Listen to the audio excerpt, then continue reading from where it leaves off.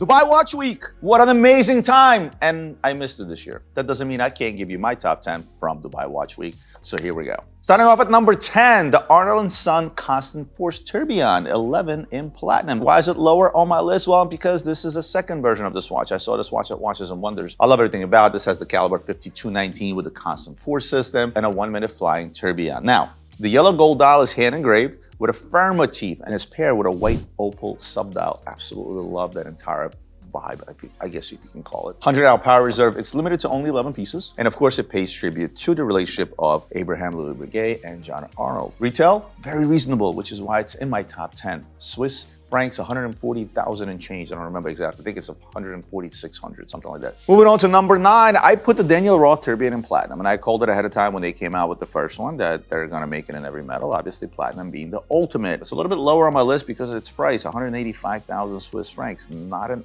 inexpensive watch, but of course, a La Fabrique de Temps product, Michael Navas behind it, sticking to the originality of Daniel Roth. Everything about just, I love, because it comes from, you know, that era of wonderful watchmaking, of independence that people never heard of and never thought that down the line they would become legends. Number 8, I went with another La Fabrique de Temps product, and that's the Louis Vuitton Escale. They did a turquoise and a malachite stone dial. The stone actually shows through the size of the watch. I like the size at 40 millimeters, perfect size. Of course, a little pricey in typical LVMH style, but I think overall it's a beautiful addition to the Louis Vuitton lineup that they've done thus far. Number 7, Vanguard.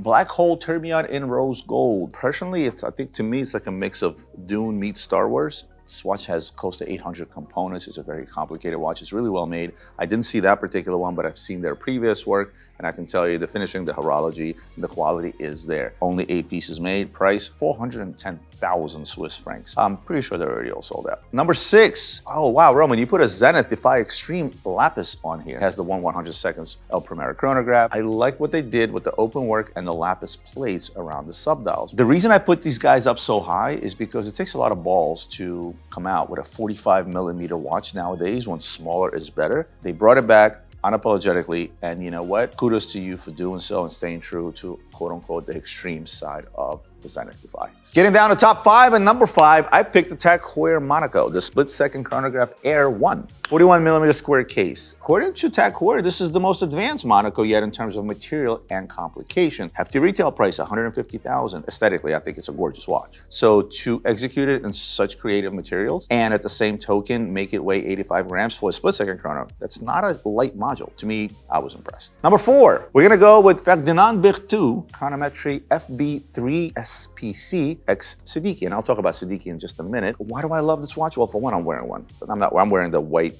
gold edition, cylindrical hairspring, previously used by Ferdinand Berthoud back in the 1700s. But to put that into a wristwatch is nearly impossible, especially if you consider that this watch is COSC certified. It is the only watch that executes a cylindrical hairspring to get that certification, making it extremely, extremely accurate. At number 3, I am going to pick 2 brands that I very, very much respect, one of them being Urwerk and the other one being Ulysse Nardin. This collab emerges Urwerk's satellite hour display, Ulysse Nardin's free concept. They're listing the watch anywhere from 44 to 45 millimeter, anywhere from 150 to 200,000, depending on the material. Very comparable to the prices of highly complicated freaks, along with Urwerks. Number 2 is my favorite independent, MB&F, and this is the HM11 Art Deco. One of the reasons I respect MB&F and Max Buser specifically is for the fact that they're not afraid of bold designs, they're not afraid of complicated designs. You go from a space age kind of a style of a watch, mid-century, down to the Art Deco.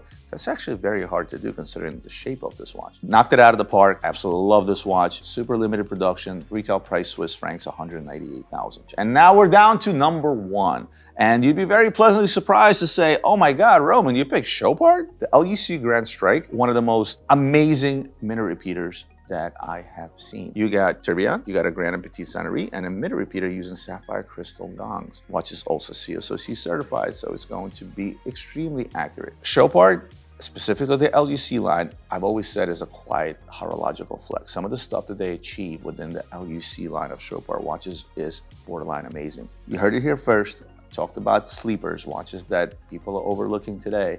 Chopard, specifically Chopard LUC, See what happens in 5 years and talk to me in 5 years. Now, there are some honorable mentions that I'm going to talk. Louis Gerard and Konstantin Chaikin, Unforgettable. DB Thune, DB25 Perpetual Sky. More of the same, what you used to see from DB Thune with flexible lugs. Let's not forget about Gerard Parago, the Lariata 3 gold bridges, the skeletonized 3-bridge Tribbion. Then you had Moses Streamline Perpetual Moon Concept Meteorite. Again, Moses has always been about the dials, and I absolutely love that dial. Something completely different. Judah brought back an old classic, the Ranger Dune, 3,500 USD, very reasonable. I think these will sell like hotcakes. Laurent Ferrier, classic origin beige, very classy, very understated. And last but not least, we got to talk about the fact that it was Ahmed Seddiqi's and Sons 75th anniversary. And guess what? Every brand under the sun wanted to make something for them. MB&F did the LM Perpetual Eva Seddiqi 75th anniversary. They also did a Baguette Diamond Seddiqi 75th anniversary. Moses did a Heritage Retrograde Seconds. Resonance did a Type 9 S75 Seddiqi edition. HYT made 3 models: S1 Titanium, Blue, Sand, and Green. Police Nardin, the earlier mentioned Diver Air Seddiqi 75th anniversary. Doxa did a Sub 250 Seddiqi anniversary. Chrono Swiss did a Strike 2 S75 for their anniversary. Ferdinand Berthoud, the watch I mentioned earlier, was done for them as well. Louis Gerard, they did Le Petit Seconds. ID Genève did a Marfa Dune. Arlen Son did a Nebula 40th. Beauvais did 2 recitals, recital 12 with Blood Jasper and also recital 30. Oris, Big Crown Pointer Day 38 and also Big Crown X Curva Volante. Parmigiani Fluor did the Tondo PF Micro Rotor Co-Rail. Gerald Charles, Maestro 2.0 Ultra Thin Tiger Eye Edition. Breitling did an Avenger Automatic 42 Night Mission. Hublot, 4 pieces, the all black, the titanium gray, and from the Fusion line did a Classic Fusion Titanium and a Classic Fusion Titanium with diamonds. And last but not least, West End Watch Co. came out with a Heritage watch set for the Seddiqi 75th anniversary. It's cool when a big retailer has a big anniversary, especially a retailer that's huge. I mean, any brand wants to be in their stores, and I don't blame them. I would love to have a Luxury Bazaar corner at Seddiqi. You guys are listening. Other than that, like, comment, share, subscribe. Hope you enjoyed the video. I'll see you in the next one.